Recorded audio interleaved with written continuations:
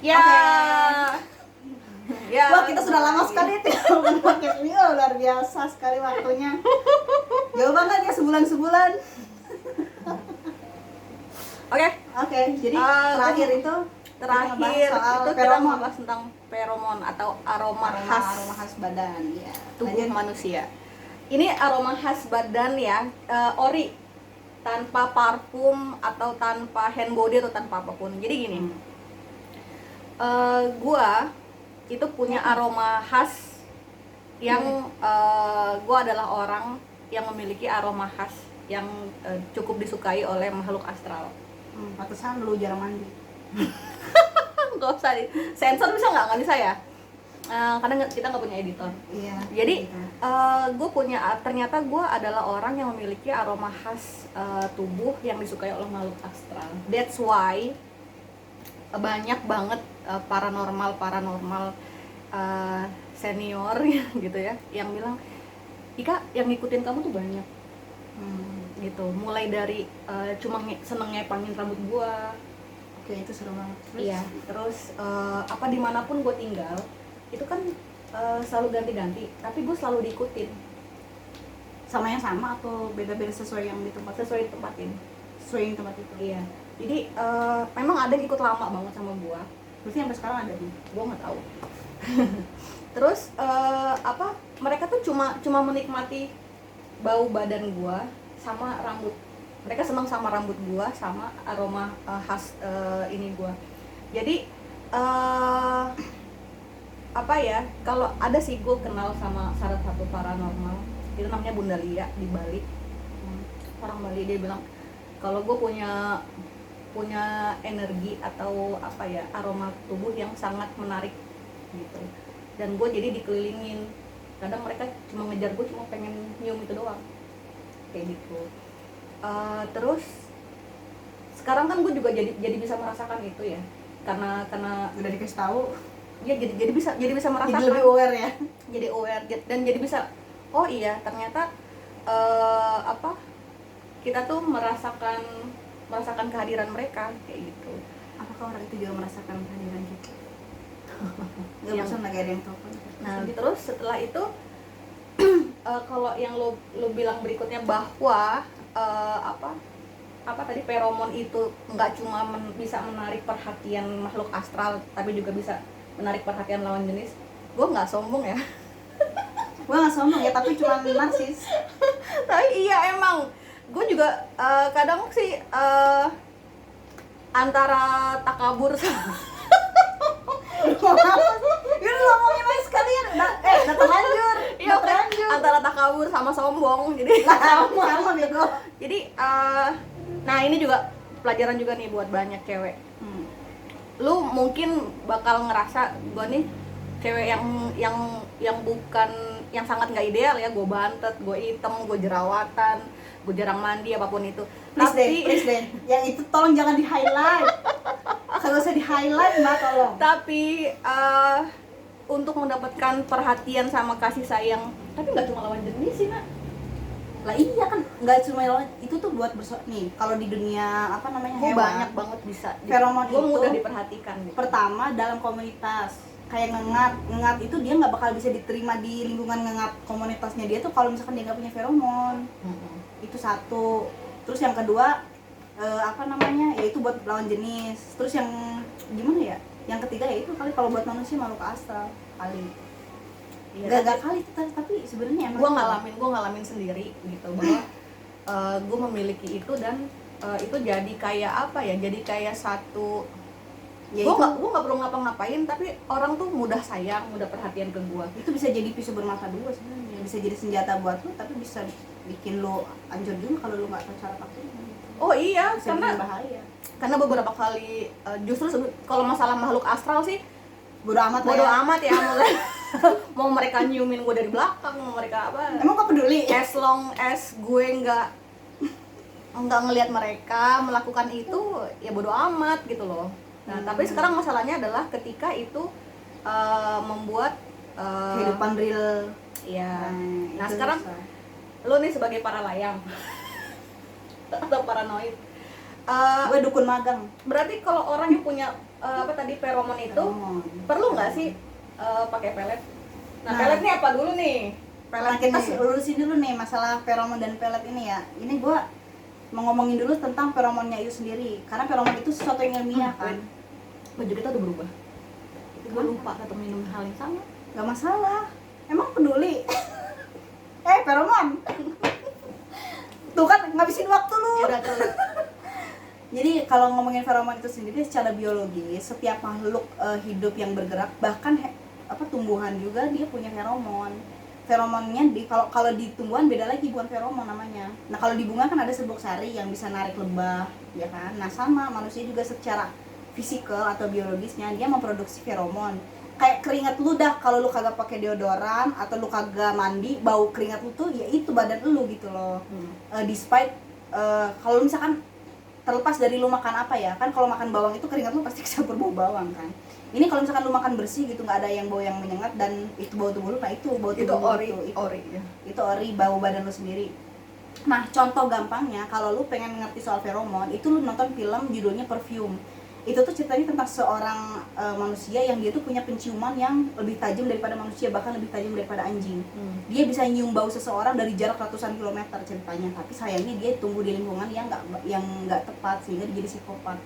Dia nyulik cewek-cewek dan dia gimana caranya ngekip, dia nyium bau tubuh cewek kan, dia senang sama bau itu tapi dia nggak bisa ngekip bau itu. Baunya. Akhirnya gimana, dia si cewek itu sebelum dibunuhnya tuh sama dia dipingsarin dulu, terus dibalut sama kayak lilin, terus baru dibunuh gitu. Biar awet. Nah, ketika dibunuh itu, makhluk hidup itu tuh emang ngeluarin semacam minyak.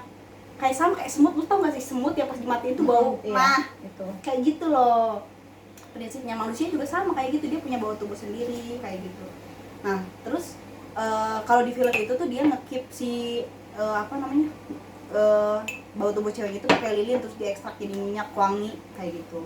Makanya setiap minyak wangi yang baunya khas itu kan mahal tuh ya. Setiap orang-orang yang kaya gitu punya parfumnya yang khusus sendiri gitu, yang pas dia lewat, oh itu baunya dia kayak gitu. Nah, sekarang kita itu feromon ya. Kita geser ke pelet sekarang. Kalau misalkan masalah pelet, kenapa banyak yang bilang pelet itu pakai parfum dan sebagainya. Nah, pelet itu sendiri apa? Kalau menurut lo apa nih? Yang awam dulu.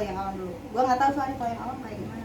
Kalau di mata orang awam, pelet itu adalah bantuan, bentuknya media, ya kan? Karena kalau kita ngomong di Indonesia ya, kalau pelet di masyarakat Indonesia adalah bantuan daya tarik seseorang itu dalam bentuk media, entah medianya berupa susuk, beberapa Kayak orang sih kristal. kayak kristal Masuk atau ada beberapa yang bentuknya apa ya, sejauh ini sih gue taunya ya berlian atau kristal itu ya, Bisa susuk ya, jadi lebih kayak lebih ke susuk tapi sebetulnya atau atau ritual-ritual yang buat tingkatin daya tarik aja tingkatin, kayak gitu. Nah, kayak gitu sih. itu yang lo tahu soal pelet ya.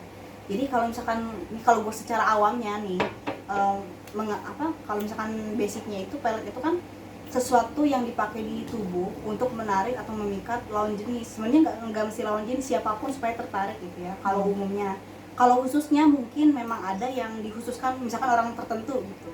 Ada memang yang kayak gitu. Nah, pertama gue akan bahas dulu dari sisi hipnoterapi. Di hipnoterapi itu ada namanya hipnosis nonverbal. Jadi manusia itu kan punya 5 indera yang aktif. Mata, hidung, pengecap, ya kan, pendengaran sama sentuhan. Nah, setiap orang itu punya punya sesuatu yang lebih sensitif. Gitu, ada yang sensitif dengan mata, ada yang perasanya sensitif, ada yang ininya sensitif, ada yang ini sensitif, ada yang sentuhannya sensitif kayak gitu. Jadi, tapi itu kan kalau misalkan diklasifikasikan kan, tapi sebenarnya alam bawah sadar itu akan selalu menerima rangsangan dari kelima indera itu. Oke. Itu basicnya kayak gitu. Nah, jadi ketika lu mau bikin anchor, kalau di hipnoterapi itu disebutnya anchor tuh kayak jangkar di mana lu bisa bikin seorang ingat dengan lu dengan hal tertentu gitu. Nih, hal gampangnya nih, anak tuh ya masih bayi kan, Dede tuh hafal sama gua kalau misalkan gua cium kepalanya nih. Gua cium palanya. Dia tahu nih kalau nyium palanya itu pasti tantenya. Gitu. Makanya pas lihat tuh tantenya, terus dia diam gitu kan. Kayak gitu. Nah, kayak sentuhan misalnya cuma gua nih yang biasanya tuh lo di kuping lo. Misalnya, nanti misalkan pas bercanda gitu tuh dilakukan tanpa sadar kan, lama-lama ntar pas lu nyentuh kuping lu, ih ingat dia, kayak gitu Itu simpelnya. anchor gitu. Itu anchor namanya, kayak gitu. Nah jadi bisa juga kalau misalkan di hipnoterapi disugestikan, misalnya lu lagi ngobrol sama seseorang terus ngobrolnya hal yang dalam, terus lu misalnya nyemprotin parfum nih di depan dia, nah kan baunya kecium tuh, nanti suatu saat lu nyium parfum itu Yang dimanapun yang sama, lu bakal keinget sama orang itu. Prinsipnya begitu. Yes. Kalau itu sugesti nonverbal kalau di hipnoterapi. Nah kalau misalnya di dunia spiritual yang lebih tinggal lagi gitu ya, di dunia spiritual, nah pelet itu adalah bisa aja kayak kalau misalkan kita kan karena tadi ngomongin parfum, ngomongin feromon, kita ngomongnya spesifik ke hidung ya, parfum. Kenapa pelet itu bisa dimasukin ke parfum? Nah parfum itu kan bentuknya air. Ya.